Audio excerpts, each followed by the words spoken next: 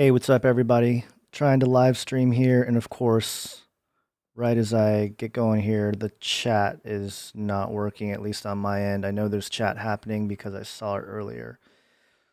Give me 1 second here. Let me try to fix this real quick before we get going.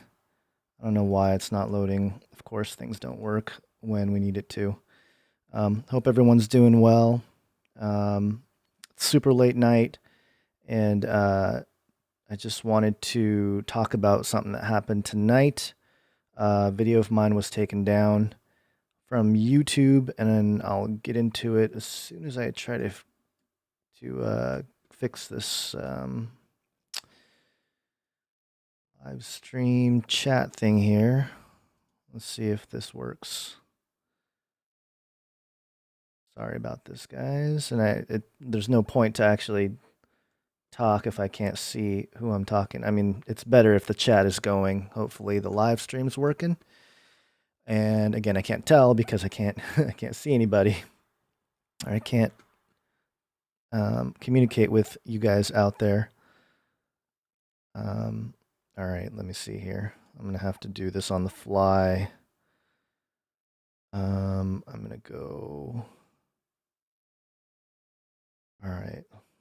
Jeez, this is so ridiculous. Always something not working. I don't understand why the chat wouldn't work. Okay, let's see. Here we go.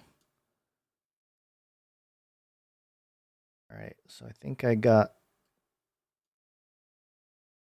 All right, here we go. Hold on 1 second.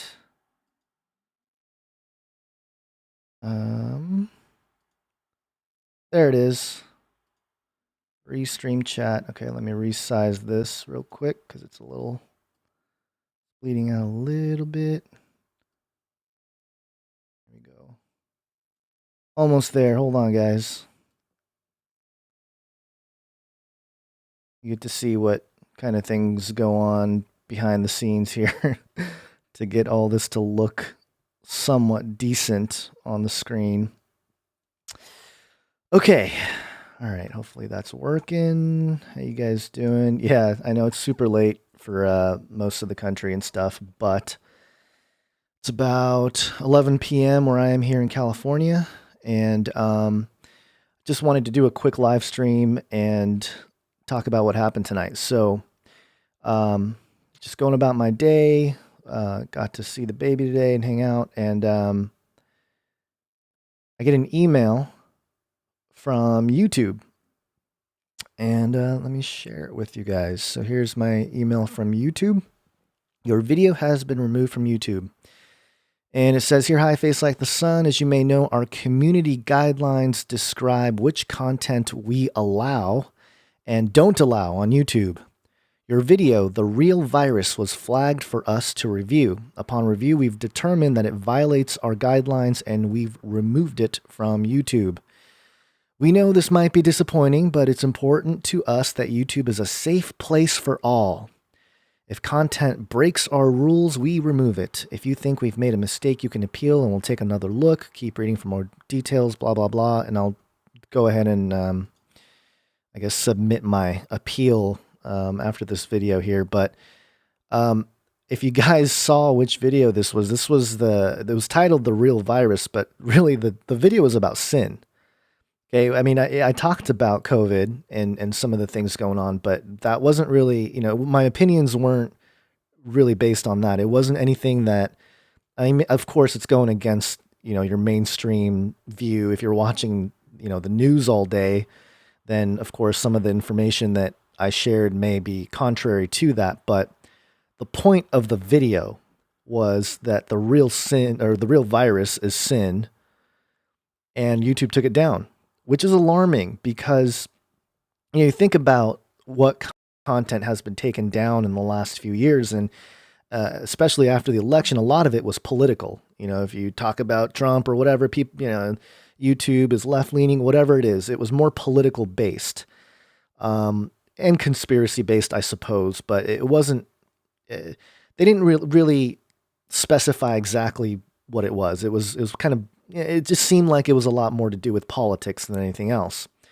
And then in the last year or so, a lot of cryptocurrency channels started getting taken down. And I think a lot of that has to do with some troll armies and stuff out there and some bots that are out there trying to censor cryptocurrency channels. And it has to do with the fact that a lot of those people are kind of libertarian minded and they're pushing this idea that the current monetary system is broken and that there's a better way. That's what a lot of these crypto channels are trying to push. That fractional reserve banking and the fiat monetary system, all these things are a problem. And they suggest cryptocurrencies as a way to escape that system. So that's kind of why I think the crypto channels have been taken down. And again, a lot of trolls and bot armies and stuff that maybe certain projects want to get more attention or don't like what they heard somebody talk about their project or something. I don't know. But this is alarming in the sense that, yeah, we're talking about the virus and the current situation here, but the video is about sin, guys. It's about Jesus. It's about the truth. So in that sense, I think it's a little bit different. And I just find it disturbing that they would take down this video of all videos on my channel. And I feel like I've skirted a lot of the censorship on YouTube. There were tactics along the way. Certain ways you can title videos, certain ways you can label your channel. For example, I labeled my channel entertainment. I did that on purpose. It wasn't because I'm like, oh, I'm just a shill out here trying to entertain you guys. If you do news and politics, it's like a red flag just having your channel be labeled news and politics. And that's not the only thing I talked about. So, I tried to, the labeling it entertainment was one method, but obviously a lot of that stuff isn't working anymore. So I tweeted this out, I guess an hour or so ago. Hey, YouTube, really? A video about my personal spiritual worldview of our current situation is deemed inappropriate content. Whatever, I'll be submitting a rebuttal, but you're proving to be of the enemy. And of course, we knew that already. But it's just, again, it hit me. It's just wanted to let you guys know it hit this channel. And if you guys do want to check out the video, and if you haven't looked at it or if you haven't watched it yet, you can go to BitChute and take a look there. The video's still up. And I do want to thank BitChute. I do want to thank Ray Vahey, who actually reached out to me. I think it might have been 2016. Like, it was really early. It was really early on. Nobody really knew about BitChute back then. But he reached out to me and said, hey, I really love your content, and I want to give you a channel on BitChute. And what Ray did for me was really cool, actually. Any video that I publish on YouTube automatically publishes on BitChute. So I'll drop a link to the channel in the chat here so you guys can take a look. And specifically, the video is here. Again, I'll drop it in the chat there so you guys can watch the video if you haven't already. So again, it's just one of those issues where it's alarming. And before I forget, thank you, Ray, for having me on BitChute from very early on. And I think I was one of the first people actually that had a BitChute channel in the truth space. And I hadn't really, to be honest, I didn't really pay attention to it that much, in the sense of like, okay, cool, at least there's a backup. I didn't want to have a YouTube backup channel. It's kind of pointless. It's redundant. So having this option was cool, and I really appreciated that. And I didn't have to think about it. I didn't have to think about, oh, okay, I uploaded on YouTube, and now I got to go over here and upload it over here. Didn't have to worry about that. So that was cool. But there's another thing here. There's other projects that are kind of doing, or at least trying to free the internet. Their words. I'll get into that in a second here. This is the BitChute channel if you guys want to check it out. 2,541 subs so far. And again, every video that I publish here automatically gets posted over there. And so it's a good way to at least have a backup. If you're a content creator out there, consider doing this, just because it allows for that backup, like a backup that you don't have to really think about too much. And there's that Kobe Bryant video down here too that took down from YouTube because, yeah, personal reasons on that. But it left it, it's still on BitChute, so you can watch it there. It's just a great place to have, a backup to all this kind of stuff. And the other thing I wanted to mention, and the reason why this is alarming, I keep saying it's alarming, is because of what I talk about on this channel all the time with Bible prophecy. And I know you guys know this. I don't set dates. I don't claim that, one thing or another is the mark of the beast or the image of the beast or the Antichrist. These are speculative at the moment. And of course, when Bill Gates comes out and says he wants to vaccinate everybody and have everybody on a digital ID and all this kind of stuff, you're going to have pushback. You're going to have people say, hey, this sounds a lot like what the Bible prophesied. So I understand that. And I get that. I'm not trying to suggest that we should ignore those things. We should pay attention to those things, especially the church. But I can understand the polarization in that as well, where, the church is split on eschatology, on different views, and it could be hard if, you got a buddy or something that's saying, hey, Bill Gates is the Antichrist. I know for sure. And somebody else will be turned off to any kind of study of eschatology because of that. So I understand it's a very fragile thing here. But at the same time, what I've always pointed out as one of the things that's going to be very obvious that we'll know that this is it, is this idea of waging war against the saints. This is Revelation 13, and the beast was permitted to wage war against the saints. Permitted. The beast is allowed to go after the saints here and conquer them. I mean, I don't see how that's pleasant for the church, and I know people that are pre-trib, hey, none of this is going to happen. This is just believers after the rapture, all this kind of stuff. But I tend to disagree with that anyway. But again, it's just a characteristic of the end times. And there's already a lot of waging a war against the saints happening in other countries, in pockets all over the world. You talk about China, we don't know exactly what's going on over there, but I do know that there's a lot of Christians, a lot of believers out there who are being censored, probably being thrown into some kind of reconditioning camps or whatever. I'm sure a lot of the horrible stuff is going on there, and we just don't know about it. We don't know the full extent to what's going on out here in the West. So it makes sense that that Chinese style, that communism type of thing would come here, and we know how much influence China has had in the United States monetarily and in Hollywood in recent years, and in governments even. I've brought up how who was it? I think it was Dianne Feinstein had a Chinese spy as a driver for 20 years or something. I mean, it's a thing. It's a thing. It's definitely a thing out here. So it's not a surprise, but the idea that they would, again, take down a video that's about sin should be alarming to everybody here. And I'm not trying to be an alarmist and say this is it, this is the end. Again, I'm being cautious about all that, but just letting you guys know that, hey, it hit me. It hit this channel.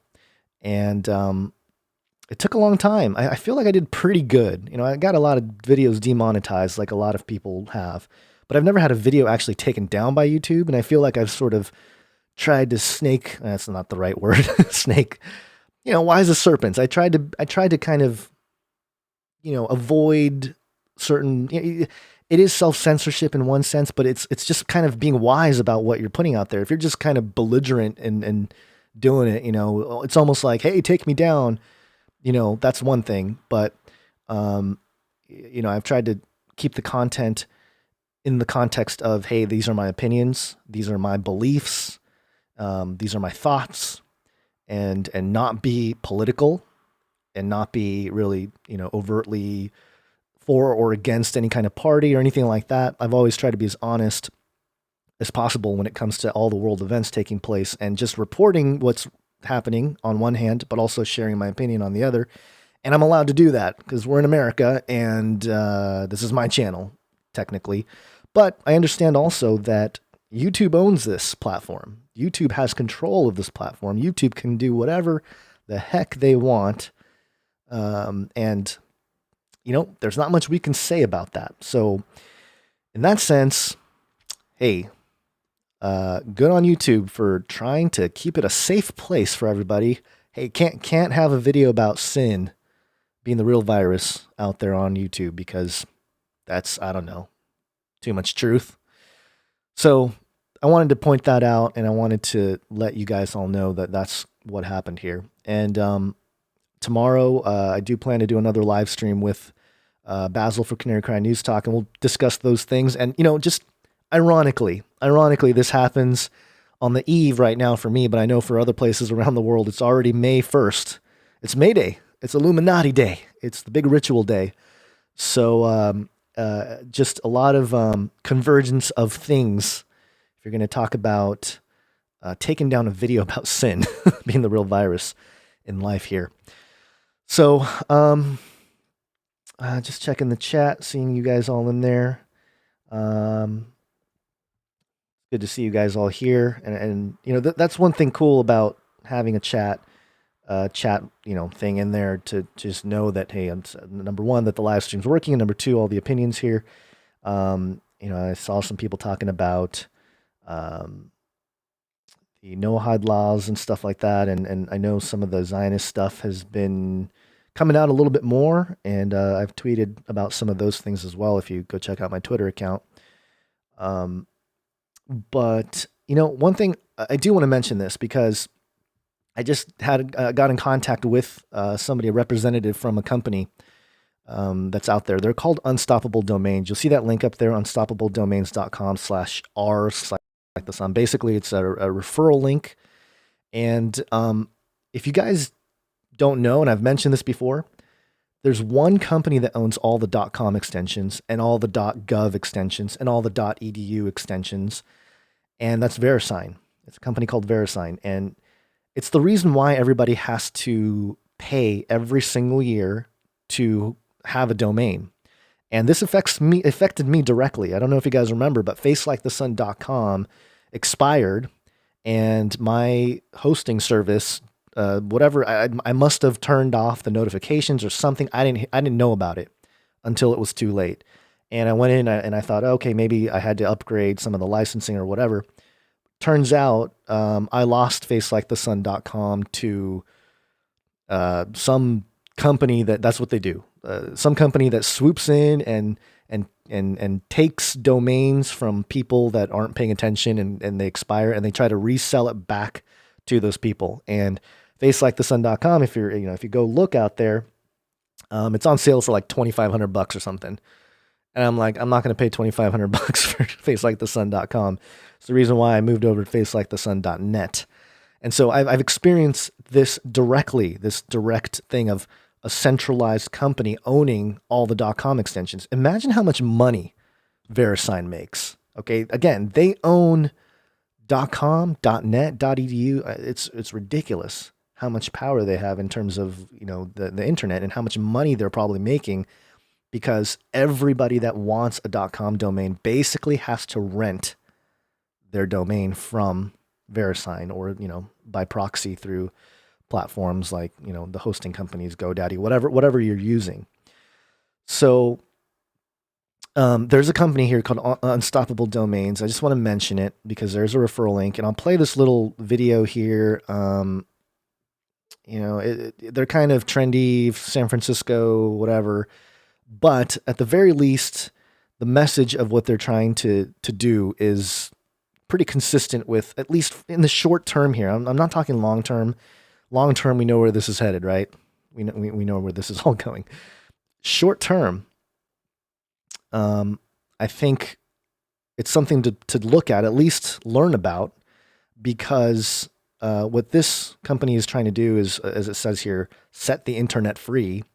And basically the idea is to create censorship-resistant websites using things like IPFS, which is an interplanetary file service, and using the decentralized web to have this, a more free censorship-resistant internet. And it's pretty technical. That's the biggest problem here, is a lot of this stuff is very technical, too technical for your normal, person that's just trying to, sell goods or sell food or do whatever. You got to kind of be tech savvy to know how to operate these things, but it's getting easier. It's getting easier and easier. And so, let me play a few minutes or a few seconds. I don't know. We'll see how this goes. I'm going to try to play this video and we'll see how it's a 2-minute video. I guess we can just sit through it. So check it out.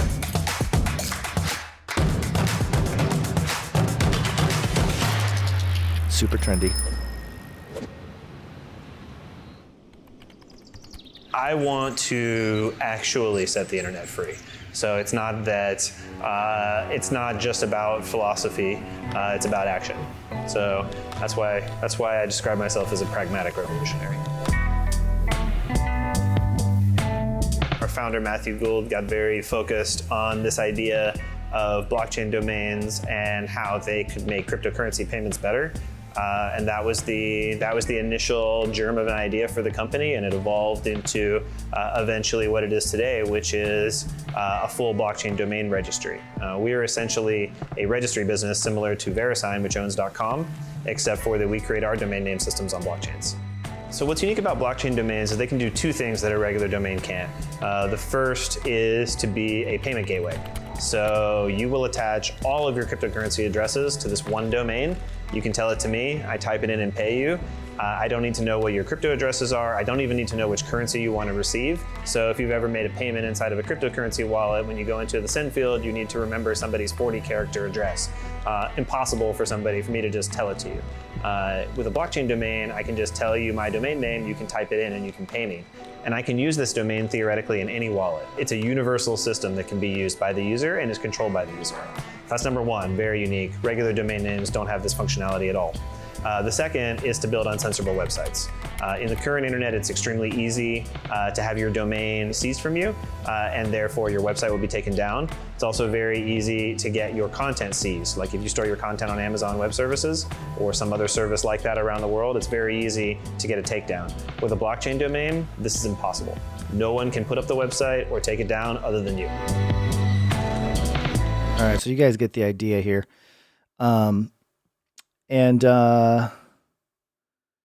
Looking in the chat here, I saw some good comments in there about how this whole, a lot of opinions about this pandemic and how it's really God's way of telling the church to repent.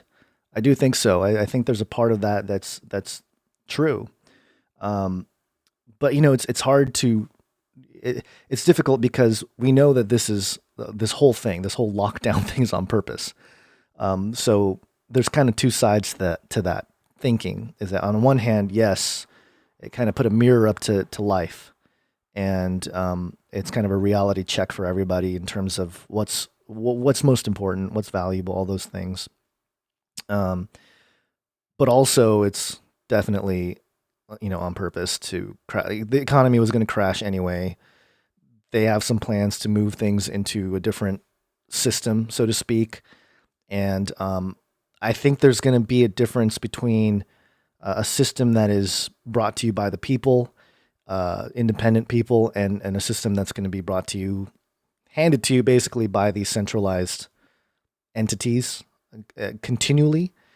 And it's going to be difficult to wade through some of that because it's going to look the same and feel the same in terms of, the way you use applications and user experience and all that kind of stuff. But the difference is what's happening beneath the surface. And I also saw somebody in chat talking about how we're going to be broadcasting from shortwave.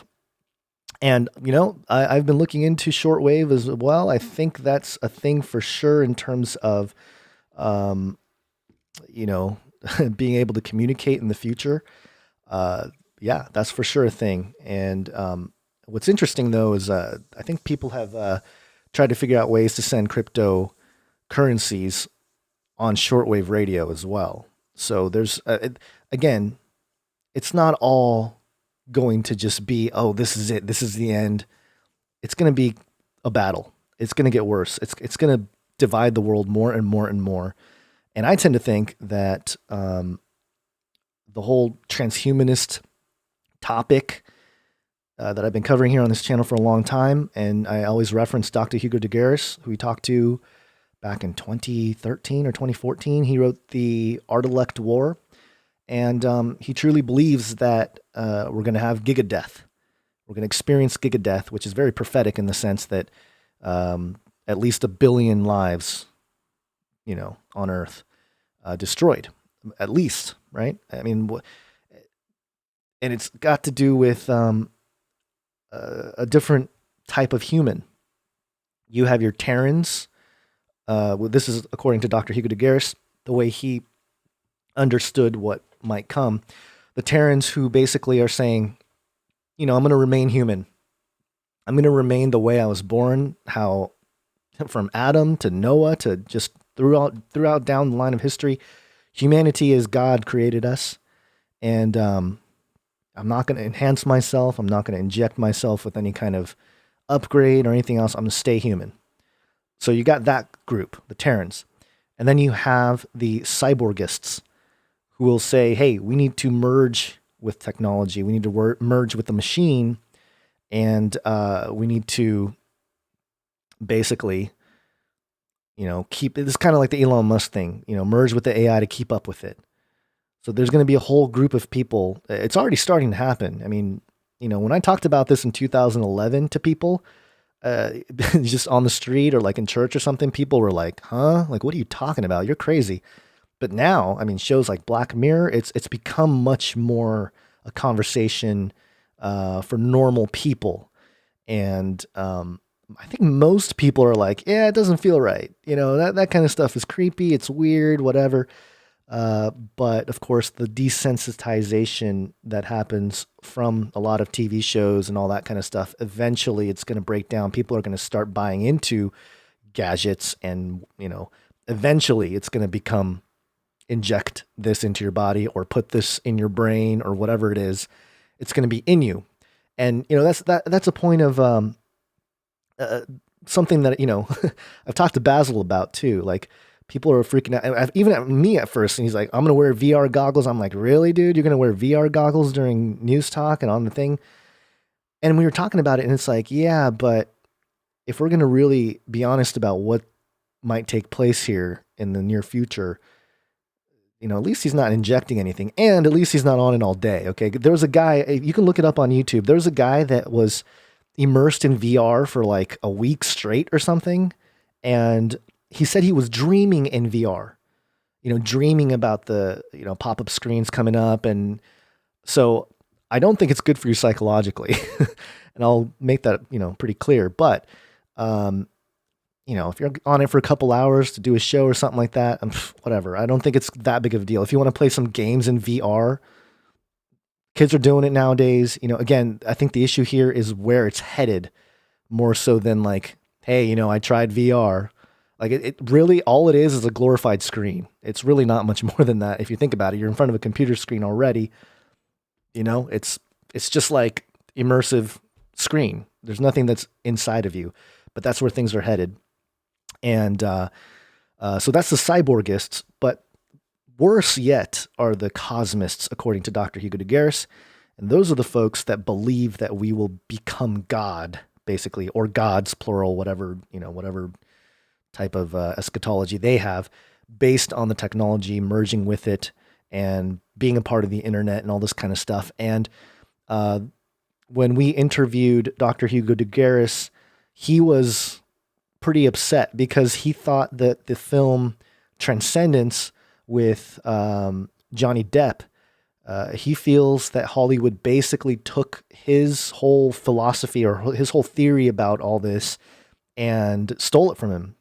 And I think the reason why he thought that was because they asked Dr. Hugo de Garis to consult with the film industry because of his book, The Art War. And of course, he didn't hear anything back. And then a few years later, they have Transcendence. So, yeah, I mean, if you're going to talk about, especially like with the Chinese infiltrating Hollywood, that kind of thing, and you look at how the Chinese operate in terms of just stealing ideas and not having any kind of, I don't know, respect or, at least giving credit where credit is due. And yeah, it makes kind of sense that they probably lifted his story. And I think a lot of people have done that now, I mean, he wrote that book, I think it was like the 80s, was like the first publishing, or at least the essay where he talked about the art elect war. And what's alarming though, and I think you got to keep this in mind, is that Dr. Hugo de Garis is, at least at the time we spoke to him, not a believer. He's not a Christian. And he sees all this coming. And it's almost like, man, you know, but the thing is, he understands where we're coming from, and he was even at the conference a couple of years ago in Branson, I think the Genesis 6 conference. He was a speaker because of the fact that the Christians are really the only people that are taking his warning seriously, or at least the fringe Christians. People like us, people like you that are here in the stream tonight or today, wherever you are. Hi from Australia. That's Mary there in Australia on Facebook. I forgot that this is streaming to Facebook too. So it's just one of those things where, you don't have to be a Christian, a Bible believing Christian to see what's coming. But if you are, and if you're open to reading eschatology, prophetic passages like Revelation 13, you really see that, like, hey, this thing that's coming, it's coming fast. And, this type of thing can unfold very quickly. And I know there's somebody on Twitter that constantly tweets at me and says, hey, you got to look at the historicist view. All of this was already fulfilled.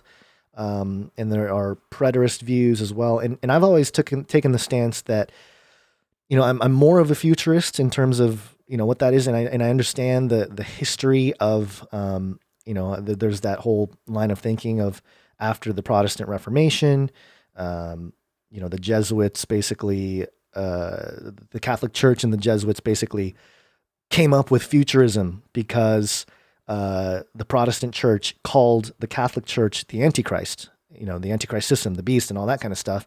And to counter that, they said, no, this is yet future. And I think there's a point to be made, especially with Rome, obviously, the way they have basically controlled society throughout most of human history. Yeah, there's a point to be made with that.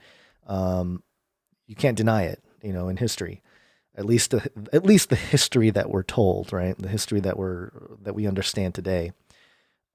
But the Jesuit that came up, I can't remember his name. He wasn't the first one to speak of the prophetic passages being a future event. And of course, it's easy if you take some of the earliest church fathers that talked about, hey, this is way in the future, to say, oh yeah, they were talking about, what happened with Rome and the Protestant Reformation and all this. But there are still problems here, because when you talk about waging war against the saints and conquering them entirely, I mean, that's pretty intense. And it was given authority over every tribe and people and tongue and nation, and all who dwell on the earth will worship the beast. It's pretty intense. It's talking about the whole world. And of course, yeah, I get it. Rome has power and influence over a lot. And you can't deny that, of course. But I think when you talk about, again, when you're looking at the patterns, I don't dismiss those theories because they have sort of an archetype or a pattern that's within it that does point to these prophetic passages. And so even if you're preterist and you think that everything was fulfilled in 70 AD, I think it's a good study. I think it's a good way to look at how some of this might be fulfilled, how some of it might be fulfilled again in a sense, or like repeat, or be fulfilled even more to the T, the way God saw it, the way God communicated. Because the struggle between, Christ and really the Antichrist spirit, it's ongoing. It's not something that just popped out of nowhere. It's not something that's just going to pop out at the end times. No, this has been going on for forever. It's been ages, really. So, a more powerful iteration of these prophetic passages, I think, is probably going to unfold If not in our lifetimes, then maybe our children or our children's children. And so I think the best thing to do is to really just continue to preach the gospel and, point to Jesus Christ as the solution. That's really the only solution here. It's a transcendent solution, and it makes sense. And a lot of this makes sense in the fact that, creation's already messed up, but something's going to happen so bad that God basically has to come back and burn everything up and build a new heaven, new earth, and bring down a new Jerusalem. Because whatever we do to it, whatever humans do to it, eschatologically, it just destroys everything. And that's another point that I always talk about is okay, so all this happened before. Are we living in a new heaven and new earth now? Is this the new Jerusalem in 1948? Is that what you guys are talking about? Really? I just disagree with that. And that's why I remain someone who thinks that this is yet future. So anyway, I brought up unstoppable domains as again, this is like short term, that person in the chat, you might be right. Maybe in like a few years, we're going to be doing everything on shortwave radio. But for the time being, it's something that you can look into, you can learn about. And in terms of having a website on the decentralized web, I'm going to put my face like the sun.crypto domain up. Canarycry.crypto is already there. And this is it. I mean, it's really simple right now. I haven't done all the things to really move over the entire, website and everything over to the decentralized web, because it's a lot of it is pretty technical. Some of it is over my head. So I have to, I got to really sit and learn about those things before I jump in and really go after it with some of that. But so these are just tools right now, and I want you guys to think about how we can help or support projects or things that are trying to at least help us in this time where YouTube is going crazy, and Facebook, Twitter, all these platforms are eventually going to just weed out whoever disagrees with them, or it's going to become even more crazy. I've always talked about how Twitter is just a cesspool. It's the precursor to the true hive mind. If you disagree, I mean, everybody jumps on you, and it's just a crazy place to be. And views that are really detached from reality. A lot of people have these opinions that are just, repeating other people's opinions, and a lot of it is it's detached from reality, in that it's just a small group of people that are on Twitter thinking that they're, figuring out or telling the truth about reality. And it's like, no, man, you go outside, that's reality. So, okay. All right. Rusty asking, what's a shill? A shill is basically someone who's, pretending to be something they're not. They're in there to, people talk about shilling a product, or, like a salesman, basically. They're in there just pumping their own book or their own whatever. But even worse, if you're a shill in this context, it's somebody that's pretending to be something else. So in that sense, if I get called a shill all the time on YouTube, especially, people are like, "Oh, you're such a shill." Especially Basil, when Basil comes on, a lot of the shill talk happens. And basically the idea is, hey, he must be a closet Jesuit, or a closet Freemason, or a closet Zionist, or whatever it is. And he's on here trying to deceive people into this or that. And, people are free to think that, but I'll tell you what, man, if that's the case, then, we're really just doing it for free, because we haven't seen any checks from the Jesuits for putting up their views or whatever. So, and I get it. There's different levels of people that do that, but I haven't gotten an email or a message. I haven't gotten pulled into an alley or something and taken into some ritual thing and here, hey, go out there and deceive people and all this kind of stuff.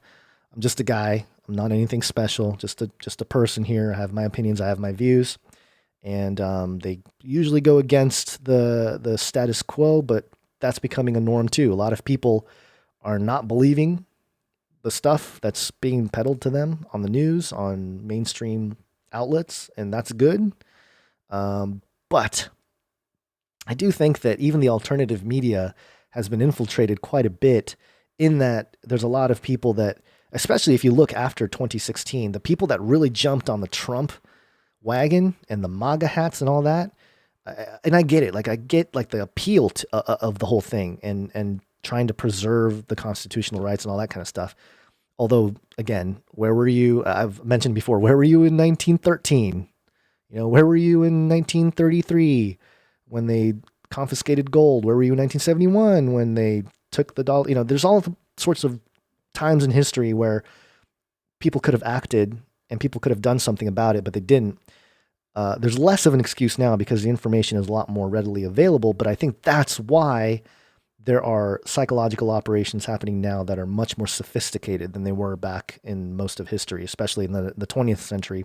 It became more and more complex, but now I think it's even more complex, in that if they're going to infiltrate the truth community, they have to do it, in ways to appeal to a crowd that already doesn't trust the mainstream. So, and I'll, like the QAnon thing, I'll say it. I know it bothers some people, but the QAnon thing, I was like really stoked about it for like a month, maybe like the 2017 at the very beginning. I'm like, wow, this is very interesting.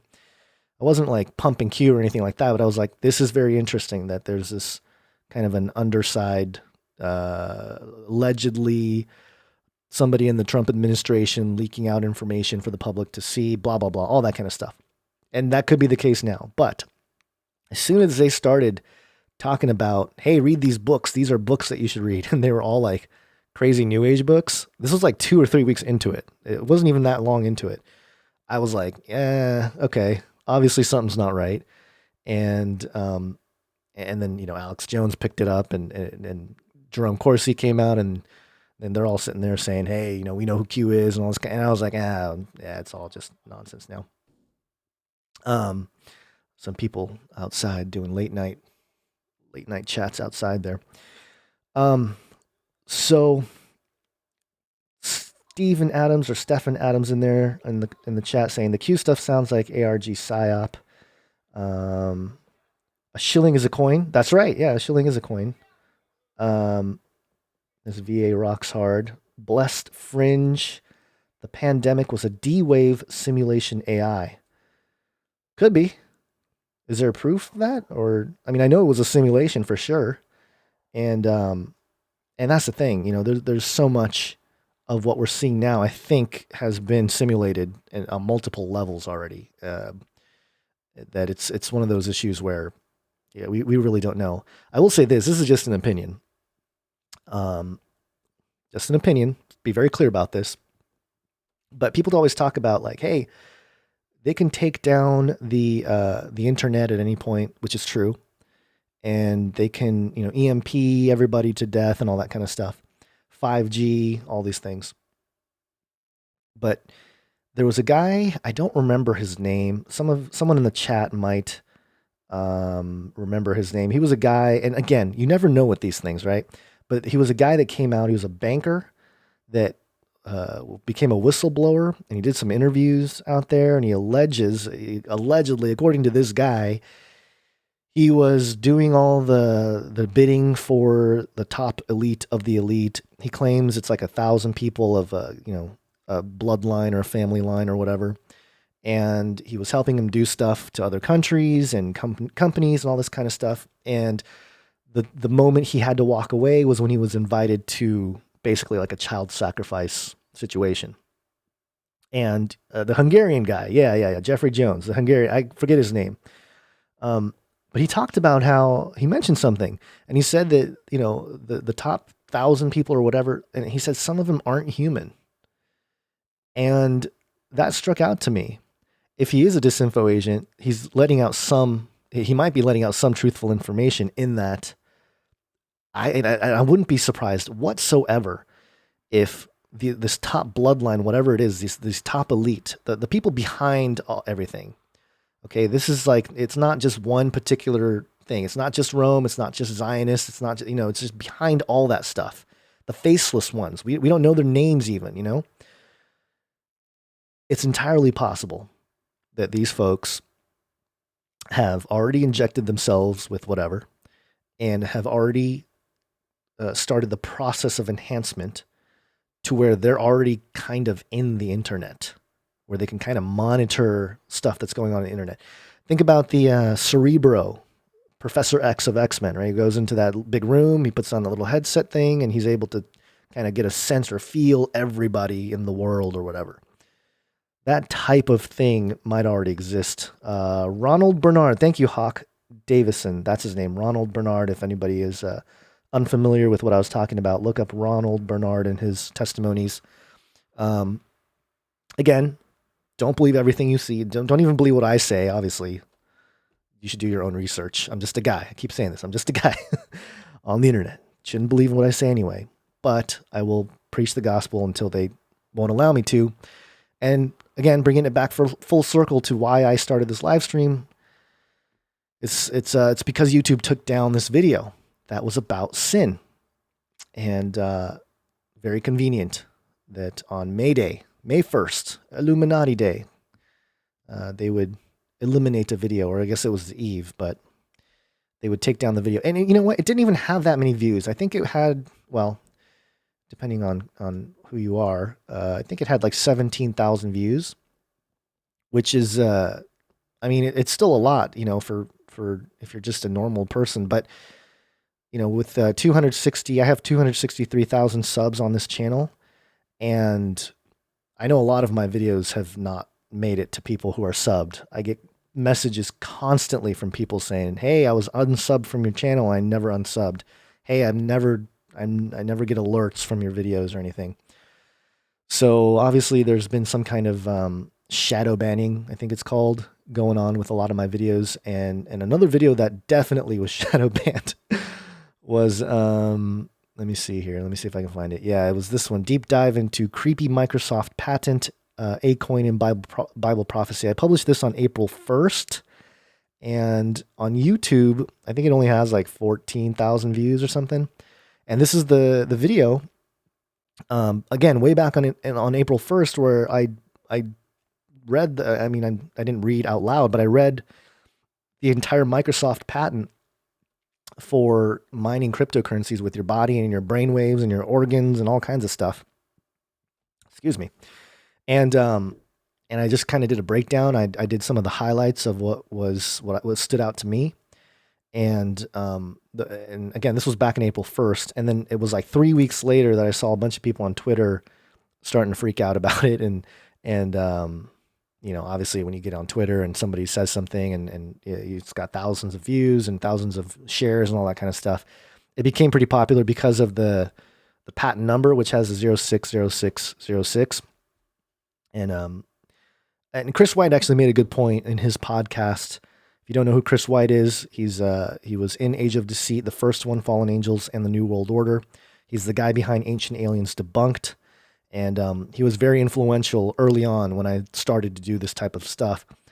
He's actually part of the reason why I even started a YouTube channel, was because he inspired me to do that kind of thing and put together videos and talk about these issues, especially the New World Order. Back in 2010, 2011, it was really talking about the New World Order that still needed to be had. That conversation needed to be had. Nowadays, you know, people kind of know about the New World Order and they know, you know, they talk about the deep state and all that kind of stuff. But back then it was a little bit newer, and the Genesis 6 topic was pretty new too, to a lot of people. And I know there's Chuck Missler and all these guys that were talking about it, you know, even before that in the 90s. And actually, you go to P.H. Pember and stuff, he was talking about it in like the late 1800s. And again, it's in your Bible, Genesis 6. So obviously it goes way, way back. It's not anything new. But there's nothing new under the sun. But in terms of with the internet becoming a medium of information exchange, widely available to the masses, I think, you know, we were fairly early in trying to spread that kind of information. And now you see the effects of how that's changed society. But he made a good point in that the prophecy here in Revelation 13, the number is 666, and it's not 060606, although you can argue that zero is, you know, it's a zero, so it's basically nothing. So you can argue maybe it is 666. it's just a weird, and I mentioned in the video, I mentioned in that Microsoft patent video that I think it's kind of like a spiritual imprint. You know, it's just one of those things where, you know, maybe they didn't purposely do it, but if the spirit of Antichrist is behind it, it's going to show its fingerprints on certain things. And it's not exactly the mark of the beast, but again, it's a type of thing leading to that. And my big takeaway with that, and I realized it as I was recording this video, it's about an hour and 50 minutes, was that, you know, part of this whole crypto movement is the decentralization, right? I go back to the whole unstoppable domains thing. Like they're trying to decentralize the internet. And the greatest example actually of decentralization, if you're not familiar with what that is, it's actually the United States of America. Because the United States is a democratic republic. It's a group of 50 independent states, all under one, one banner, so to speak, one flag. And the idea here is, yes, we're all one country, but we're not operating under like one ruler or one central authority. Although that has been challenged, and that's been part of the process of the last, I don't know, 30, 40 years of the New World Order concept of bringing the whole world together under one government, under one religion, under one monetary system. Decentralization, in theory, is the opposite of that. It's the opposite of a monarchy. And if we're talking about companies like YouTube, big platform, able to censor whoever they want, it's a centralization issue. Because they're a central authority of this video platform, they can do whatever they want. If we decentralize, and part of that is not just the governance structure of the institutions behind it, but also the technology behind it. If we decentralize the technology, then we can keep things censorship resistant. We can actually have a little bit more of a free and open type of situation. Now, there's problems with that as well, because hey, if you have a website that you can never take down and somebody puts out or posts some kind of child pornography website or something like that, that's a problem. But the cool thing is you can just ignore it. You can say block. We as individuals can say block. We don't need some other central authority to tell us what's right or what's wrong. We can decide for ourselves, and that's kind of the idea of decentralization. And also our federal government, the three branches of government. That you guys know this. I don't have to talk about it too much, but it's decentralized. It's an example of decentralization. And so, in that same concept, in that same way, pushing the technological infrastructure to a decentralized type of system is good. But with this patent that Microsoft was talking about, they actually, I'm going to pause it here so it doesn't play, but they actually mention in the patent that, hey, they mentioned Bitcoin as like, oh, it's a decentralized blockchain, blah, blah, blah. But then they say, oh, but this could be used for centralized cryptocurrencies as well. And actually, I think the Microsoft patent is more about centralized cryptocurrencies. And if you really think about it, there's absolutely no point in mining, and these are crypto terms. If you're not familiar with it, mining is basically similar to mining for gold and silver, except the analogy is for creating whatever cryptocurrency you happen to have. With Bitcoin, it's something called proof of work, where all these computers are trying to solve an equation, and the person or the mining farm or the miner that solves that equation gets a reward in Bitcoin and gets to create the next block where the transactions get recorded. It's just a ledger of blocks what is it? What am I trying to say? It's just a ledger of transactions being recorded on a database that a whole bunch of computers are all verifying. And once a certain number or a certain number of transactions is met, then the block closes, and then the next block is open. And with every block, there is a more stronger verification for it.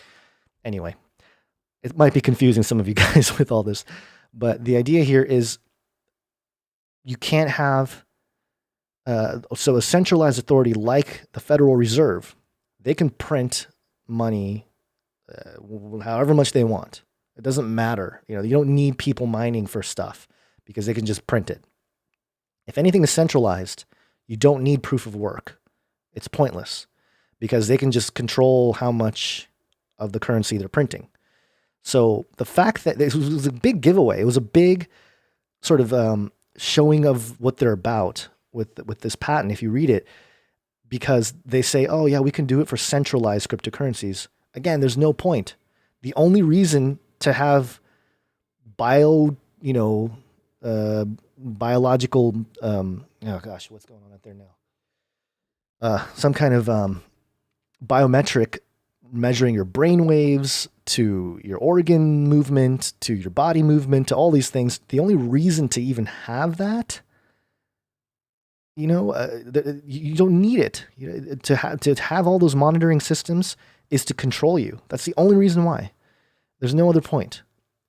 You can make an argument maybe for like a Bitcoin, but even then it's like you don't need bodies to do that. There's probably way more efficient ways to do this. I know right now there's we know oil crashed last week, the oil prices, and the Rockefellers publicly getting out of oil is interesting. And somebody in the chat saying May 1st commie day. Yep, I know that too. So yeah, obviously very convenient that all this happened, but I don't know where I was going with all that. All I'm saying is that with this patent thing, the point is they showed their hand by suggesting that this is, this can be done on a centralized cryptocurrency, which is entirely pointless. If you can control the amount of currency you're printing or eliminating, you can burn currencies as well. It's really pointless to have people be doing work with their bodies or whatever, with their brainwaves and attaching it to some kind of database to allow that kind of printing of money. So anyway, that's the whole thing with that. And then the Acoin thing, if you're not familiar, there's a guy named Acoin I think it's Acoin. Some guy out there, he's building a whole city in Africa, after his name, and it's going to be a crypto city, like a smart city or whatever. And, again, prophetic undertones. Not quite there yet, I don't think, but all those things are moving in that direction. So, let me get into the chat here, see what you guys are saying, hang out for a little bit longer, then I'll call it a night. It's already midnight here where I am. Winston Rice, they're going to digitize everything. That is right. They are digitizing everything. Let's see. The New World Order is here, model China. Andres Motto, that is definitely true. Leonard Kozarski, Trump is one of the Antichrist. Possible. I did have a video that was fairly popular called Is Donald Trump the Antichrist? And it was actually, that was kind of a troll job on my part because I wasn't saying he is, but it was a very good excuse to study certain passages in the Bible and study who the man of sin is supposed to be. And that's kind of what I did in that video. A Protestant told me the Pope was the Antichrist. Johnny 2020. Yeah. I mean, that's been the thing, right? Since the Protestant Reformation is that's the whole idea. What is your crypto site? Right now it is canarycry.crypto. You can go to canarycryradio.com/crypto and that'll kind of show you how you can access the decentralized web through IPFS. It's basically just, let me just type it in here. radio.com/crypto. It's basically a plugin. If you use the Opera browser, I think there's a way to do it there, or there's a Chrome extension, because you can't just type in these domains in your browser and go. Because if you noticed, anytime you're in the browser, you see that little HTTPS :/ before the website. Well, that's that centralized system. If you go on the decentralized web, at least with the IPFS, the Interplanetary File Service, that's what it's going to say. IPFS : / canarycry.crypto. I'm going to make facelikethesun.crypto as well eventually and get that out there. But go to that site. Here, I'll drop it in the links, I'll drop the link in the chat. Because it gives you kind of an overview of what this all is, what this tech stuff is all about, and how how we ought to occupy. You know, it's one thing to kind of just stay on YouTube and just be like, hey, you know what, we're all going down and just go down. But it's another thing to start learning about, hey, what are the options? Because again, you don't have to be like a Christian or a believer or anything like that to be hit by the censorship, to be hit by the the cracking down on free speech and all this kind of stuff. And so people are going to react, people are going to respond, and I think some of these projects and these tools, that's all they are. They're tools, are more freedom, they're more pro liberty, all that kind of stuff. And that's all I'm saying is that you should look into it and learn about it. If for anything else, your kids are probably going to be using this type of infrastructure before too long here. And again, it's really important to educate on what the philosophies are, but then also what the technologies are, because for someone who's not really informed about this stuff, the Facebook Libra thing that came out, it's like, oh, see, Facebook, they're coming out with it. Yeah, their thing is totally not the same thing as like a legit open and free cryptocurrency. Their thing is totally centralized. Central banks coming out with their digital currencies, the CBDCs, they're called. China, I think, already has their digital yuan that they're testing out right now. These are all centralized cryptocurrencies, which means it's controlled, tracked, all those things. And some of those things, the same kind of infrastructure is used, but they're not keeping the spirit of something like initially Bitcoin. Bitcoin's a little bit more difficult because there's a lot of gray area in there. The SHA-256 algorithm that they use to encrypt was created by the NSA, so there's that. But again, was it somebody disgruntled within the apparatus that was like, hey, I'm going to make this thing? And the other part of it to keep in mind with Bitcoin, just if anyone is curious, the when Satoshi Nakamoto, whoever he or they are, when they released the initial code for it, according to the people that understand code way better than I do, it was atrocious code. It was atrocious in terms of the actual thing. The concepts were great, but the coding and the actual technology wasn't that great. It wasn't until random people, or not random people, but people that are interested in the project independently came and started to fix things and patch things and make things better and build a community, all that kind of stuff. It wasn't until that happened that really Bitcoin became even a viable thing, that it can actually be used and all that kind of stuff. So, there's different opinions about that. And is it the one world currency? If it is, then maybe they didn't think that it was going to happen like that, because it's going to take down all the banks. All the banks are going to be gone. There's going to be no need for banks if cryptocurrencies succeed in the next 5, 10, 20, or 30 years, whatever. And so I'm sure the legacy infrastructure is trying to put out their own thing. And naturally, because they're all about control, their thing is going to be riddled with control mechanisms to control your behavior, to control your money, to control all these things. And if you really look into cryptocurrencies, you're going to find that there is a very libertarian, very anarcho-capitalist mentality for some people, and there are others who are way more like, hey, I like the central banks, I like all the legislation and the control and all that. And so it's not one thing; it's a whole bunch of different things. And the other thing, and I'll kind of start wrapping this up, is the food issue. I think food's going to become a bigger problem, and especially in the United States coming up here. So I'm actually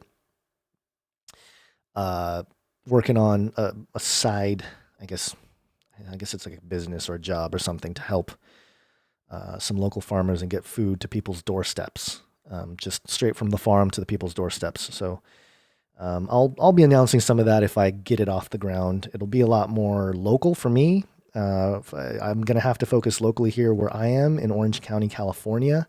So it's a limited thing, but I think everybody should be doing that. Everybody is, at least if you're awake and aware about these issues, start trying to do what you can to help out the community, setting yourself up. And I say all these things as a watchman. you do what you got to do. I'm just a watchman on the wall, looking at what's coming and letting you guys know. It's up to you to figure out what you're going to do. I'm not going to tell you what to do. I'm not going to even tell you what to believe. That's all on you. You guys have your brain. God gave you a brain. Use it. God gave you a mind. Use it, and use it for good. And I think if you do that, then you'll bear the fruit, and you'll know that you did what is in God's will. So, okay. So let me go back to the chat here. Mark Bruto da Costa, where I am locally, I know of a farm doing that. Good stuff. Yeah, I do. I know somebody in the Pacific Northwest who is doing just that. 7 grains of salt. Said Gonz is linked with Tom Horn. I like Gonz, but we need to always have our guard up. Yeah, for sure have your guard up. I'm linked with Tom Horn. I did do a project for Tom Horn. He did invite me out to Branson, and they recruited me to be part of the Skywatch team. And yeah, I mean, I had an opportunity to actually move out there and do that whole thing, but just wasn't really, I don't know, didn't feel the true calling to do that. I didn't feel like I was led to do that. So I did help with the Inhuman documentary, but in terms of actually moving there and doing all that whole thing, I decided not to do that. But Tom Horn is a super nice dude. We don't agree on everything in terms of the eschatology and all that kind of stuff, but he's a good dude, and that's all I'll say. In my experience, he's been really nice to me.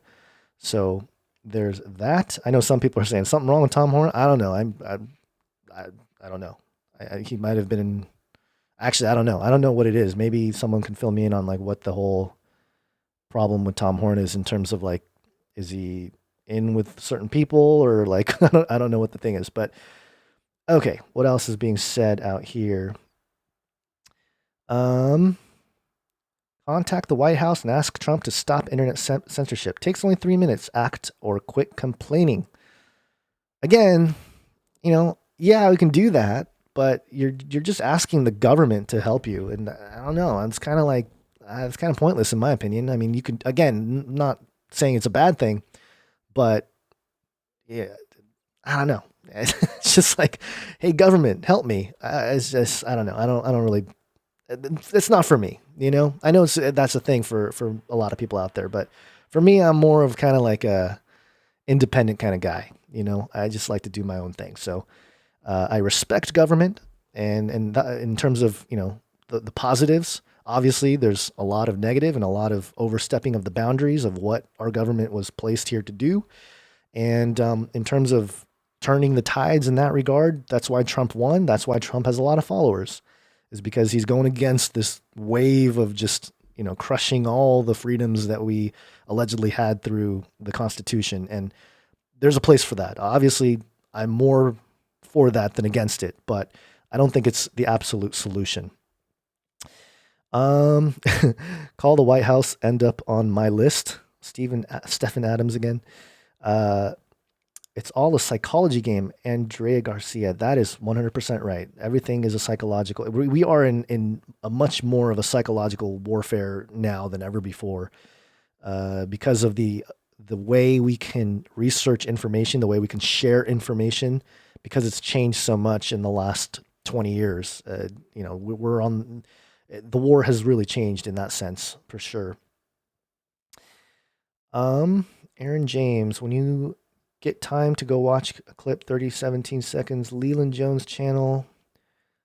Something about changing people's DNA intentionally. Yeah, I'll have to go check that out. Yeah, ultimately, a lot of the vaccine stuff and all that. I was born in the 80s. I feel like I'm getting old. It's crazy to think that I started this channel when I was, let's see, I'm going to do some math here. I think it was 2011, so I was 20, what is it? Oh gosh, it's too late. I can't do math. 28 years old when I started this channel, which means I'm getting close to 40. Not fun, not fun. But I was born in the 80s. The point is, I was born in the 80s. And I was vaccinated. I mean, my parents didn't know any better about that stuff. I think our whole generation didn't know. Um, but I feel like it turned out okay. I mean, I'm saying I'm here. Obviously, the stuff they have now is different from what they had back then. But I think the bigger issue here is the freedom aspect. Like, hey, if I don't want my child to get a vaccine, I should have the right to say no, no vaccines. And the fact that that is gone, especially in like California, it's gone. Um, that's the problem. And because ultimately, once that power is abused, that's when we're talking about changing everyone's DNA and all that kind of stuff against everyone's will. And that's where we have a problem. So yeah, I'm pretty sure that the stuff they got now is no good. You try to avoid it as much as possible, but it depends on what vaccine you're talking about, and there's an argument to be made about certain whatever. But at the same time, again, it all comes down to freedoms, and I always find it interesting that the crowd that's most about like pro-abortion, like, hey, my body, my choice, right? Doesn't apply to vaccines apparently. So let's see. A lot of YouTube people in here. We only got 15 people watching on Twitch. So most of you guys are on the YouTube channel here. So, um, people are already losing jobs for rejecting vax. Yep. Yeah, I know that. I know that for sure. California is a one-party government. I know. You should see our ballots. It's again, I don't like getting too political on this channel, but it's just funny sometimes. Like I open the ballot thing and it's like option 1, Democrat. Option 2, Democrat. Okay. All right. Great choices there, California. Thanks for that. Let's see. 112 years. Oh, he's talking to someone here. Links to PayPal. I'll drop a PayPal link. Think I think they just look for at face like the sun on PayPal and you'll find my thing. I don't remember all the exact links here. Yeah. I care so much about money, you guys, that I don't even know my PayPal link. I got to find it real quick. But I'll get that in there eventually here. What else? Well, Republicrat. Yeah. Not really a Republican either. YouTube took down video of LGBT. Oh, wait, it will never happen. No, probably not. Yeah, putting on makeup and like child weird cartoons with, kitty porn type of stuff. All good to go. But hey, you talk about sin as a virus. Can't have that. Can't have that. Got to take it down.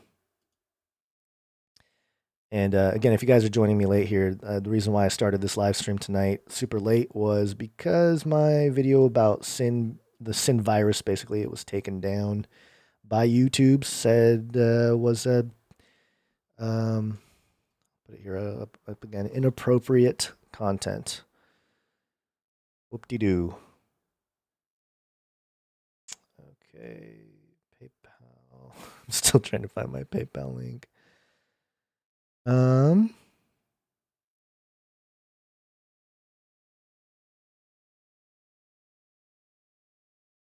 This is a really long link that I have here.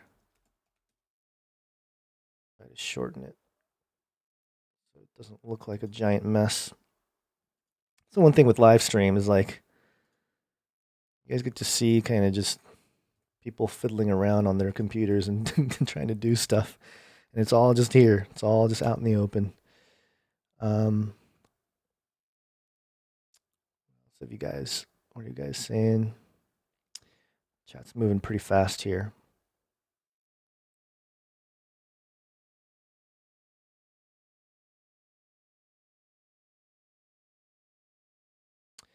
Okay, so Shane Everett Henry, can you email me on the farm to doorstep thing for ideas on how I can implement something like that here? I know so many people already in need here in East Tennessee. That would be wonderful. You know what?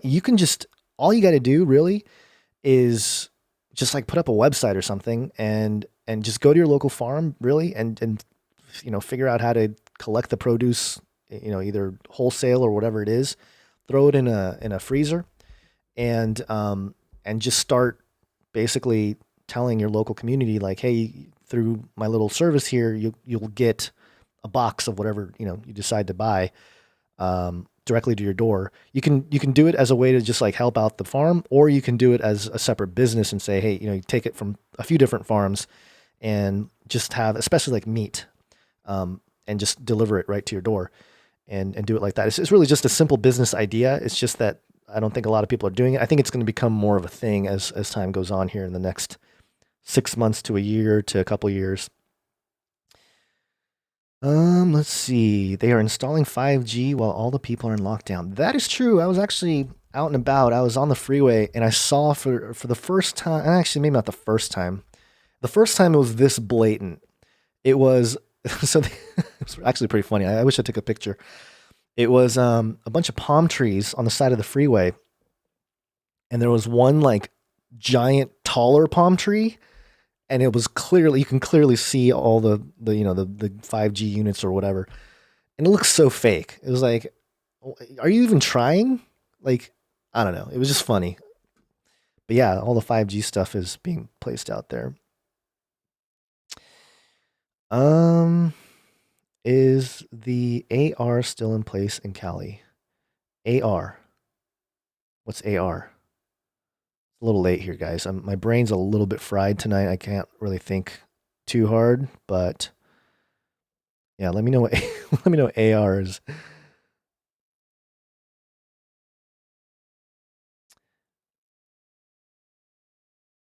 Meet your neighbor, share food. Olio free app. There's already an app out there. I'm sure there's already stuff out there that does this kind of thing. Peer to peer, person to person, food sharing, that kind of stuff. That'll become more popular, I bet, as time goes on here. How long have we been streaming now? Let me just check real quick because it's getting fairly late.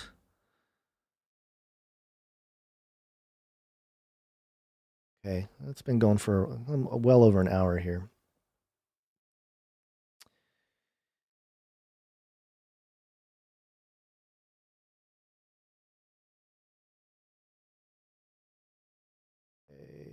Supreme Groiper, thoughts on the coronavirus vaccine experiment in Africa recently killing 11 kids? I didn't hear about that. But if that's true, then more of the same coming from the people that are into vaccines and using Africa as a test ground for that kind of thing. Wouldn't surprise me whatsoever. Obviously, it's a horrible situation. Um, Stay on, so can chat. I'll chat. I'll hang out for a little bit and chat with you guys. That's not a problem. I got nothing else going on.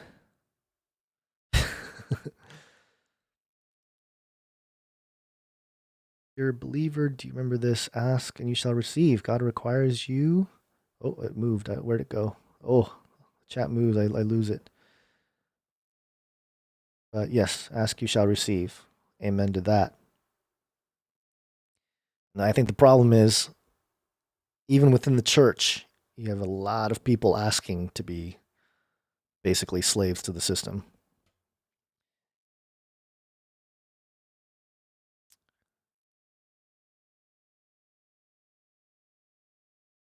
Weaken your immune system, isolation, and wearing masks. Yeah, who was it that I was talking to someone? I don't remember who it was. Gosh, I can't remember. I've been talking to a lot of people recently, but they basically said that their mother was laughing about the fact that they can wear a mask and walk into a bank and walk out with money, and they thought that in their lifetime they would never have an experience like that. But um, the one thing I have noticed though, and I'll just tell you, here in California, they're really like a lot of businesses that are open. They're like super, whatever, like not basically Nazi about it. I went to a micro center to buy some gear, and I ordered it online, and I went in, and as soon as I walked up, they gave me a number. They're like, your number, blah, blah, blah. And, we'll text you when you're ready, or ready to have you or whatever. And, you walk up, you basically, once you get the text message, it was like 25 minutes or something. I had to wait forever. And then once you get in or try to get in, they make sure you put on a mask. And then there's like this security guard that's like, put out your hands. And they just like spray you with all this disinfectant. And I'm like, thanks. Great. I'm glad you guys are fighting the virus, you know? Good job. But just, I don't, it's just so weird. And it's been an opportunity for a lot of people to trip on their power or their authority, even at the smaller scales. Not everybody, obviously, but I've seen a lot of that. And I think social media has pointed out a lot of that as well. Um, Gway1234 on Twitch. Have you heard about universities doing studies on the death toll and finding it to be between 0.1% and 0.3%? Thoughts? Yeah, yeah, that's the problem here. I think with this whole situation is there's a lot of fidgeting going on at all levels here, and we know about the hospitals making more money if they put certain people on ventilators because of COVID. We know that there's deaths being counted as COVID when that's not the case, and or there's no clarity that that was the case. Maybe they died of something else. I actually let me see if I can find. I'll look at it over here so I don't mess with it on screen. But let me try to find it. I sent out a tweet and I mentioned it yesterday on Canary Cry News Talk as well. But basically, I did some math. Imagine that, some math. It was really simple. I'm not finagling with numbers. All I did was take the numbers that they presented and used it to suggest something, at least in California. And let me try to find it here. Where is it? I'll get to it. Hang on one second. The idea was that in California, anyway, you're more likely to die or get injured. Here it is. Due to a car accident since the lockdown, not just car accidents in general, because I know that was kind of a trending thing on social media. No. I'm talking about you're 10 times, approximately 10 times more likely to get injured or die from a car accident since the lockdown than you are from the virus. And the math there, 0.03% of Californians have, since the lockdown, either gotten injured or died. Whereas, comparing it to the population, the death count at the time, and dividing it by the population, 0.004% for COVID. And I show here what my math was. Rate of car accidents in California since the lockdown. The article here from the LA Times talked about like, oh, there's so many less car accidents and so many less deaths related to car accidents. Oh, I guess I'm not able to go here because of COVID. But anyway, the point was the LA Times article was saying how much the car accidents have gotten, have lessened since the lockdown. And so their thing was like only 274 accidents or people getting injured or die by daily from car accidents, which was like half of what it was before, I guess. So I took that number, I actually used less. I used less 250. I went even lower, and I divided it by the general number of the population of California, which is 39 million. And I compared that to the official at the time, quote unquote official COVID deaths, and which was 1,800 divided by the population. That's how I got those numbers. And so yeah, obviously this didn't get too viral or trend or anything like that because when you look at it, it's absurd. What they're doing is absurd, and I think it was all part of a transition, an economic crash that was already happening. If you were paying attention to the economy, way back in the last summer, they started doing this thing called repo markets. They were printing money. It started off just a few billion, and then it got to like 50 billion, and it just kept getting more and more. And what they do with the repo markets, if I understand it correctly, is they print all this money and they give it to the banks. And the banks basically, use it as liquidity. They trade it amongst each other. Hey, we're sending you money. We're giving it back money, blah, blah, blah, blah. So that the banks don't lock up. Think about that, okay? They did that so the banks don't lock up and the banks don't freeze. So they were printing more and more money each day. Now, the thing is with the repo markets, that money doesn't go into circulation. They use it that day to keep liquidity, and then they give it back to the Fed. And then they go, oh, hey, we need more money again the next day to keep it. It's kind of like borrowing money to keep it all afloat. And so if you're paying attention to that, people in the world of the economics and all that kind of stuff, they were saying like, hey, this is not good. This is really bad for the economy and for the dollar and everything else. And of course, the virus came around and economic crash. A little too convenient. And on top of it, you had all the CEOs cashing out at the end of January. Very convenient. Let's see.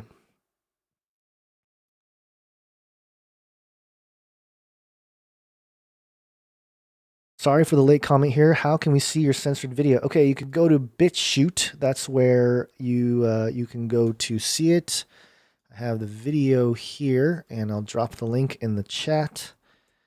Go ahead and check it out. Again, it's just a video about, talk a little bit about the virus and whatever, but mostly it's about the true virus, which is sin.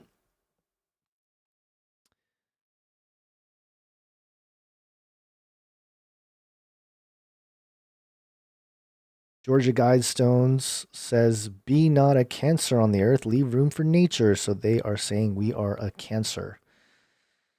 Yeah. I think Dark Clouds Over Alberton, I think is the name of the documentary. It's made by Chris Pinto, and Dr. Future was in it.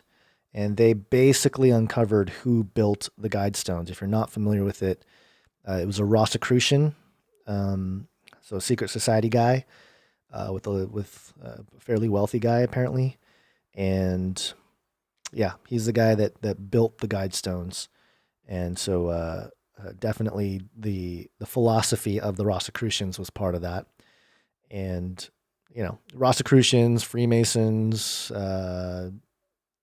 whatever, all the same secret societies. They're all coming from the same mindset, the same, I'd say, Antichrist spirit. But if you want to be more technical, it's the mystery school religions.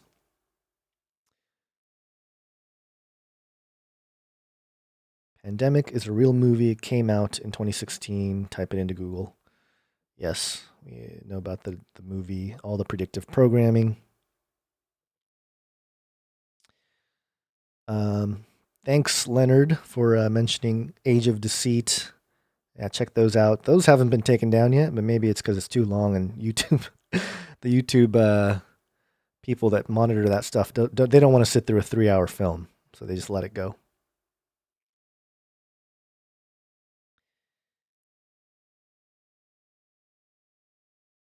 If this was a Monopoly game, it would have been over long ago. That's true. I believe that. I shared. Okay, so Kitty is saying they shared the video, the sin video on Pinterest, and it's still there. That's good. Is it a link to the YouTube? Because the post might still be there, but if they try to play the video, it might not play. Yeah, Plandemic Event 201 ID 2020. Yep. It's interesting. I will say this. I think a lot of this also came about because there's some of the public agendas with a lot of this stuff. I think they were really behind schedule. I didn't think they realized a lot of people would be so against it in a sense. Because I say that because I had a video that I published, I think back in 2015 or 2016, and it was about 2020, and it was about bringing internet to everybody in 2020. Actually, let me try to find that, because in hindsight, it's kind of an interesting thing to consider, considering the fact that everybody is on the internet now. It's a fairly old video. You know what's sad is I have a hard time finding my own videos. I have over 900 videos on this channel, and sometimes I just try to search for it, and I can't find it, and I have to go back into my the back end of YouTube, the YouTube Studio, and scroll and scroll and scroll to find certain videos that I'm looking for. This being one of those cases. Let me see here. Where's my videos? Here we go. Search my own videos. There is. Okay, so that might make it easier. Show all.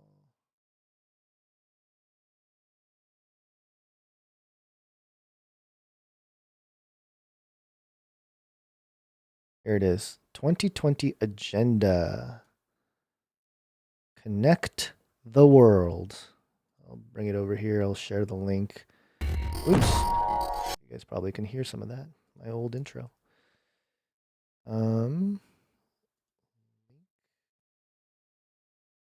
Here it is in the chat, and here it is on screen.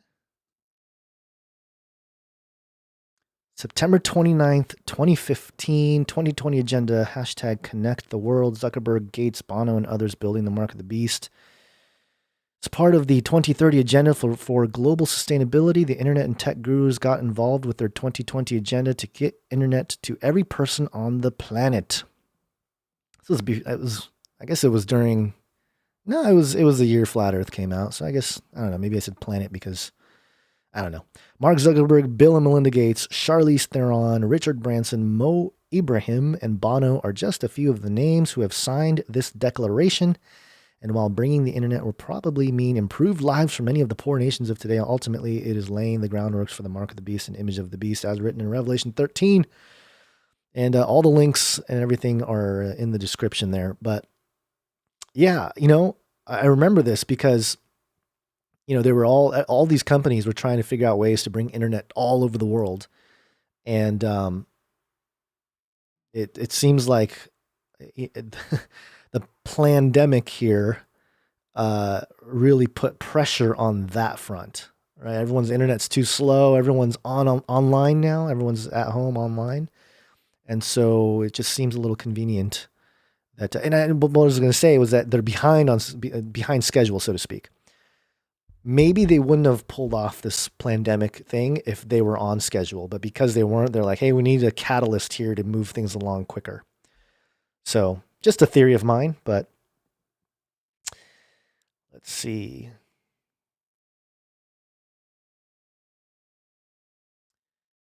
Still 350 of you guys in here. You guys never sleep or what? Or is your sleep all messed up because everybody's locked in their houses, at least for a little bit longer? Hopefully that gets lifted. Headrat, I was born in 57 and got a severe respiratory infection. Hopefully you're all right now, and hopefully I don't know if you're talking about if you thought you got COVID, or because I also have a buddy who has asthma, struggled with asthma all his life, and he thinks he had it. His wife had someone who came back from Wuhan and got really sick. This is back in like November of last year. And he got really sick and he had to go to the hospital and go through all that. Let's see. Thoughts on North Korea, evil or last bastion against the New World Order? That's one of those questions that I don't know. Obviously, the sentiment or whatever, the thing everyone hears about North Korea is like, oh, they're just a dictatorship and horrible thing. But, I have seen a lot of things about how they're one of the last places or last countries that doesn't have a Rothschild central bank. So in that sense, maybe they are one of those last bastions of freedom. But then you start thinking about that and it really, you go down a really interesting rabbit trail because, and look, I've always been one of those folks who researches different opinions, like opinions that aren't mine, because I find it interesting.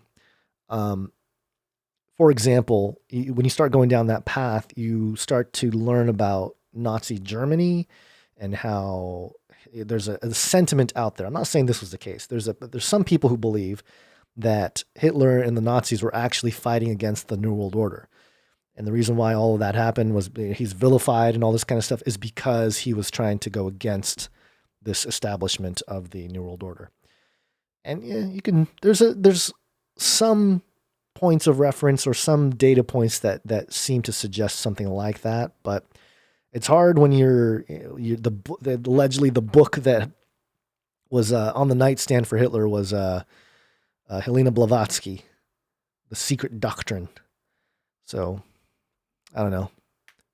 It's like two wings of the same bird. It's late. I'm not making sense. No chemtrails in Orange County since the 4th of July. I live in Orange County, and I will say, yeah, you're right. There has been a lot less chemtrails in the last several months. However, I wouldn't say they're all gone. I still have seen some.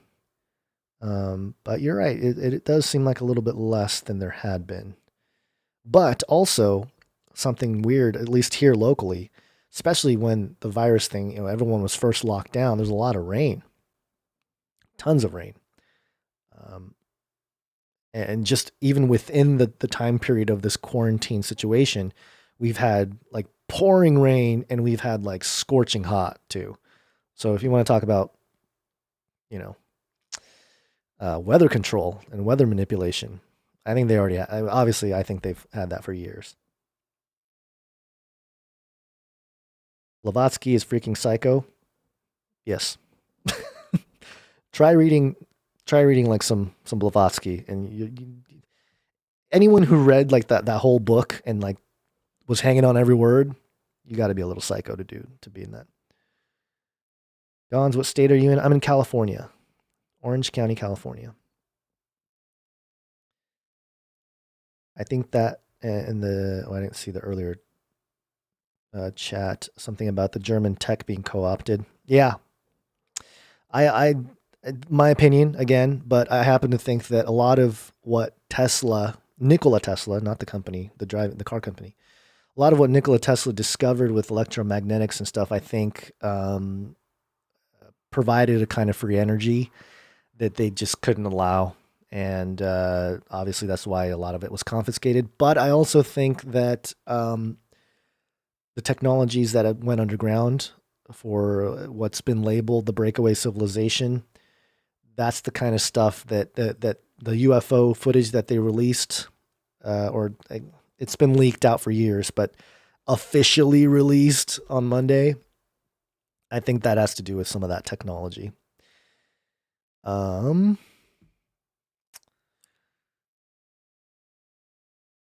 ain't psycho though? That don't mean you're a psychopath. It just means you ain't NPC. Okay? What is up with this QAnon situation? Yeah, I mean, at best, it's some kind of, backdoor, or not backdoor, but like I don't know. I'm getting tired. It's getting too late. At best, it's just a really bad attempt at trying to get people pumped about certain things that are going to happen or plan to happen, or at least the intel, I guess, an attempt to get intel out to the public without having it be, like a front and center type of thing. And at worst, it's like a really bad psyop that is just keeping everybody enslaved even more. And I will say this is the biggest thing to me with the QAnon thing, and people have pointed this out, but I've noticed this early on, was that the narrative about, hey, we're going to possibly have this quarantine, we're going to possibly lock down the country because we're going to arrest all the pedos and arrest all the bad people. That narrative was there very early in the Q thing. Like, that was out there. And when this happened, when the virus thing happened and everybody went into quarantine, a lot of Q folks were like, this is it. It's going to go down. All the pedos, all the Hollywood people are all going to get arrested. And the thing is, like, yeah, I think there have been a lot of busts. I mean, certainly more so than like previous presidencies. But the type of busts that were being promoted by Q, haven't really seen that. So it just turned into a situation where you had all these people in quarantine pumped about being in quarantine, And so I don't know. So again, I have my opinion about that, but may not be the same thing.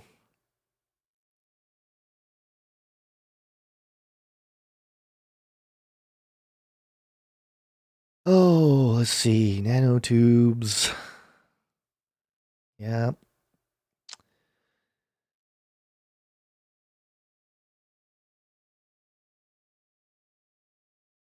Yeah. Yeah. So, okay. So, yeah, I mean, yeah, you're saying stuff has been shut down worldwide. Yeah, I understand that. I do get that.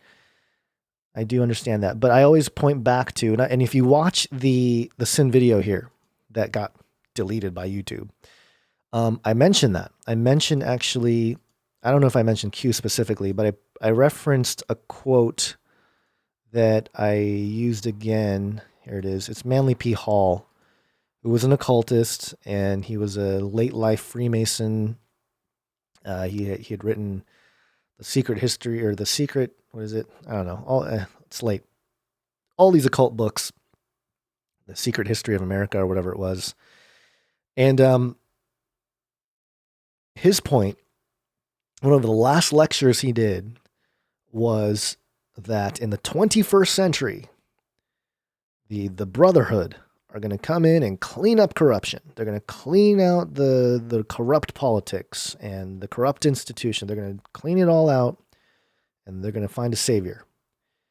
And that's all I got to say. That's all I got to say for you to probably know that, hey, the New World Order was always supposed to be a new World Order. It was supposed to take down the old system and replace it. And that replacement thing is supposed to be that system they wanted. And yeah, when you think about that, it's like, man, it's tough. It's tough to really be super pumped about the takedown because although it's good, obviously, if you're anybody who has any sense of moral values or any kind of ethics, you're like, of course you want the pedo rings to go down. Of course you want the corruption to be routed out. Of course. So you definitely root for that. But you also have this other side of it of, well, what's replacing it? What's going to be moving in instead of that? And that's why I referenced Animal Farm by George Orwell, who also wrote 1984. He also wrote Animal Farm, which I know was about communism. It was supposed to be about communism. But the principal thing there, the basic idea of the pigs, which would be kind of the QAnon situation, the pigs would, rally the troops kind of thing.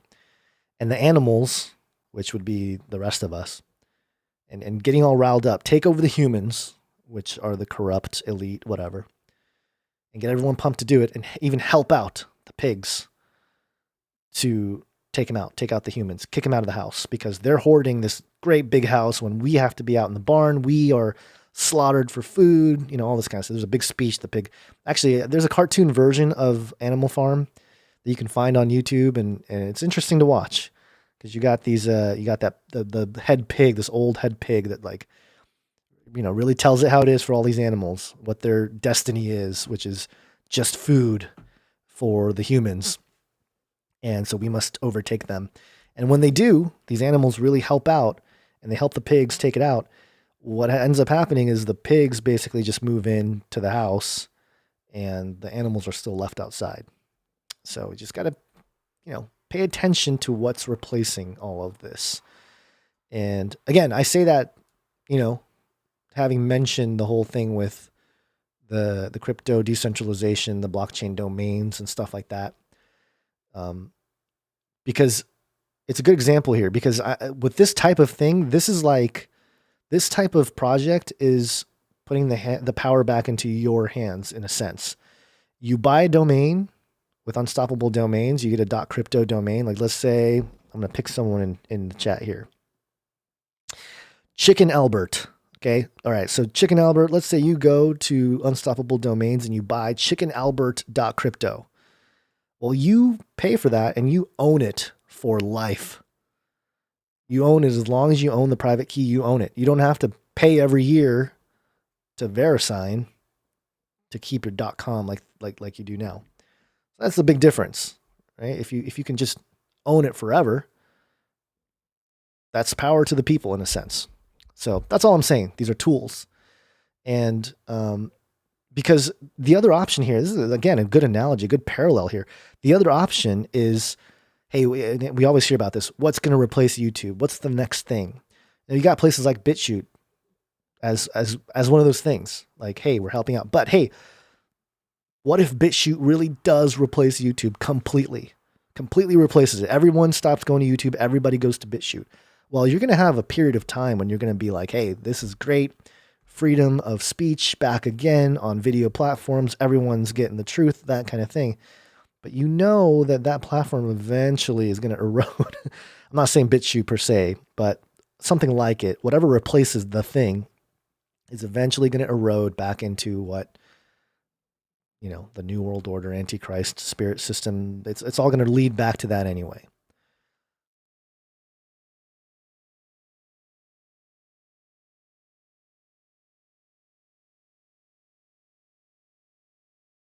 I hope I said Animal Farm and not Animal House. Yeah, not Animal. Did I say Animal House? I hope I didn't. I've made that mistake before. But yeah, not Animal House. Not the John Belushi college drunk party humor movie. False power to the people psyop is what you mean. Yeah, that's kind of what I'm saying. Is the whole QAnon thing. Just beware of the psyop end of it. Okay.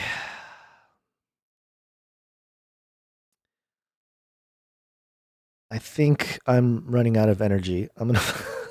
The last thing I want to do is fall asleep on live stream.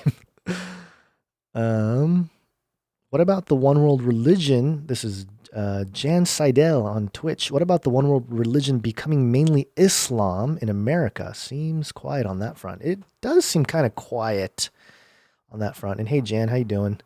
Good to see you. Yeah, I think with the whole Trump presidency, a lot of the Islam type of thing quieted down.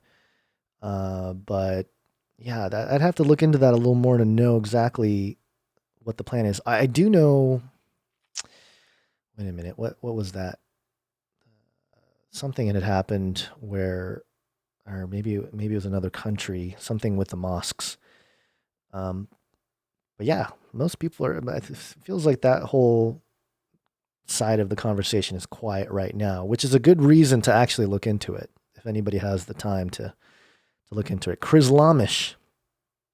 Well, I do. Yeah, the churches here locally, they for sure, or not locally, but just some churches around the country for sure are, I think, way too friendly to other religions, and in terms of like having that Chrislam perspective, definitely something there. And actually, you know what? I should definitely. Yeah, I've been meaning to do this. I think I got to do it now. Eventually. Basically, so anyway, Dr. Future, if you guys are familiar with Dr. Future, Mike Bennett, he did release a book finally.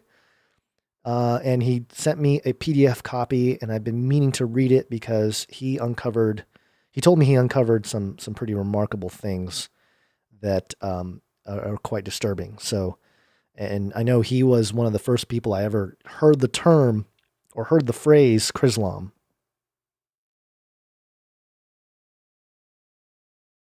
I think I'm having some throttle issues, connection issues. Okay, I'm gonna call it a day here, or call it a stream, just because my live thing is my connection is getting choppy here.